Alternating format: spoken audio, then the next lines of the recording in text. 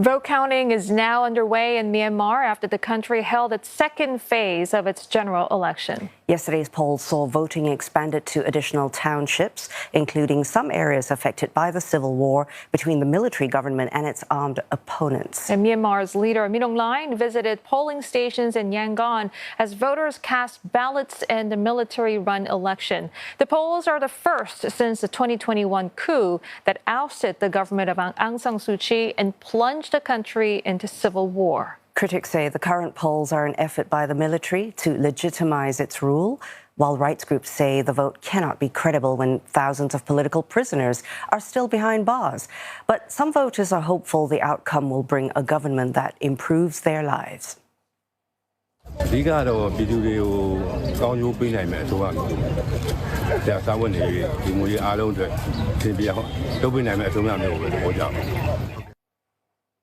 Voters from 100 townships across Yangon, Mandalay, and Shan State were involved in the latest phase of votes. Reports say there were at least 4 townships where attacks targeting poll stations happened.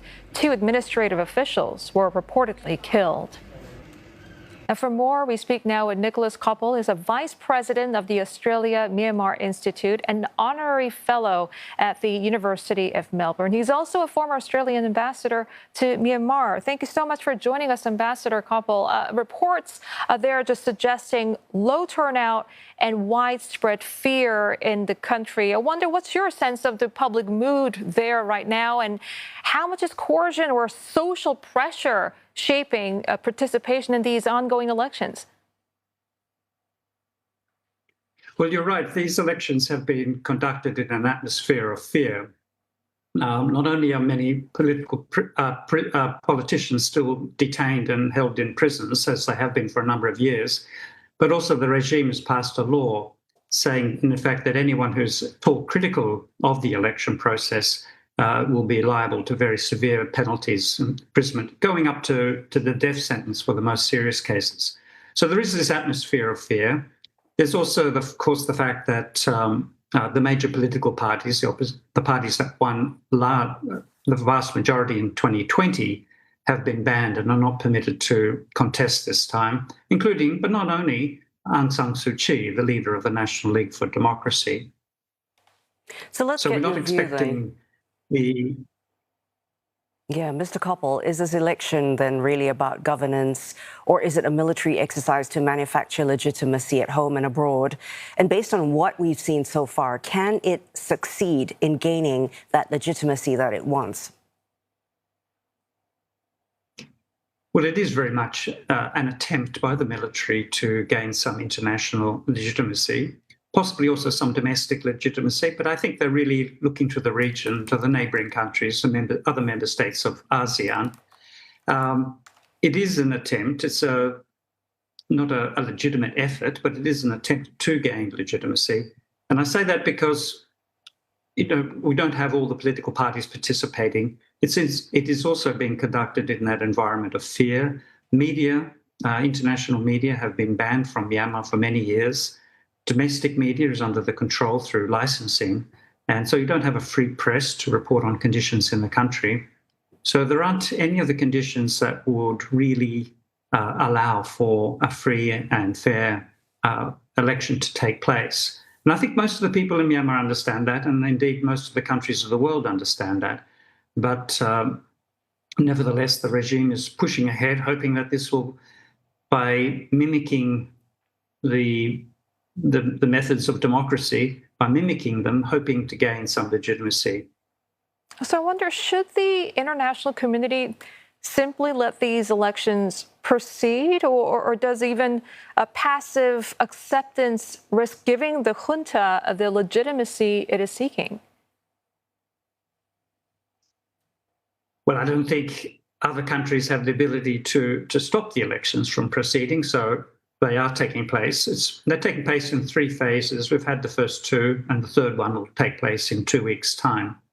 So I don't think there's anything that the rest of the world can be doing to stop that. The question really is what happens afterwards, and to what extent countries and organisations are willing to engage with the government that's formed after the elections. Okay, not yet clear what that reaction will be. Indeed. Before we get to what the next phase could be, in regards to why some countries tolerate this process, some analysts point to Myanmar's rare earth sector as a key source that the of foreign interests. Are strategic interests in rare earths one reason some countries are not pushing the junta harder on democracy? I don't think so. I mean, the coup took place 5 years ago, before the world was, so seriously concerned about rare earths. And I don't think we've seen a big change in the way the rest of the world is responding to the coup and indeed to developments in Myanmar. But rare earths, of course, are also in areas that are held largely by ethnic resistance organizations. So it's not easy to look forward and say a new government in Myanmar will be able to deliver rare earths to other parts of the world. I think there are other issues. I mean, China, the country that's most engaged in Myanmar and trying to shape the course of events, is primarily concerned about peace and security on its border. It's also very much concerned, as other countries are, with the cyber scam centres, which have captured many Chinese citizens and are defrauding many more of their earnings. So China's very keen to have those shut down. It has medium-term objectives which relate to the economic corridor down to Chaopiu. They currently have the gas and oil pipelines, but they would like a rail line there as well, give them access to the deep water port.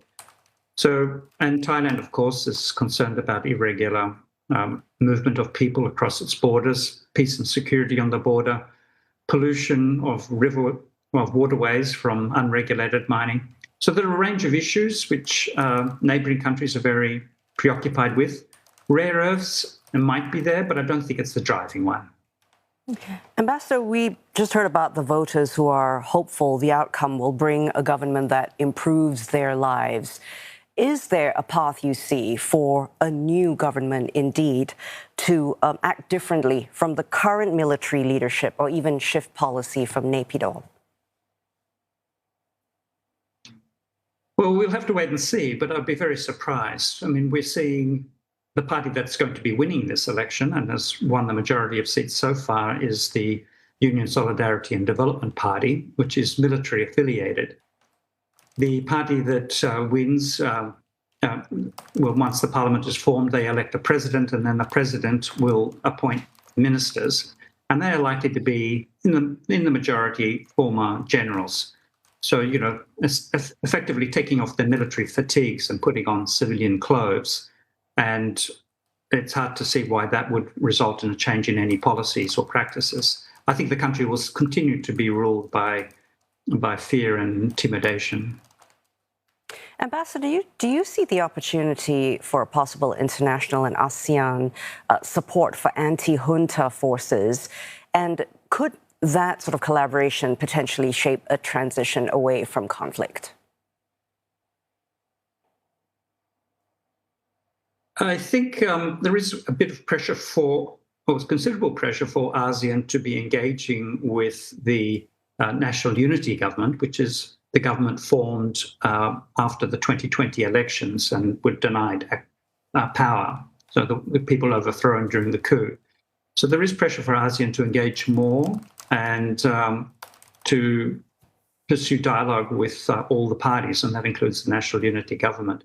But whether that will happen or not is to be seen. ASEAN has held back a bit by having its rotating chairmanship and the rotating special envoy. And the one-year term of the special envoy means every year we're getting a new special envoy who has to come up to speed. They're taking some steps to try and overcome this lack of depth that results from this short-termism approach. But it's still very much whoever is the chair of ASEAN for that year and how strong their special envoy is that determines the amount of pressure that ASEAN is going to be putting on the regime. Appreciate your analysis. Thank you so much. We're speaking with Nicholas Coppel, who's the former Australian ambassador to Myanmar. He's also vice president of the Australia-Myanmar Institute and honorary fellow at the University of Melbourne.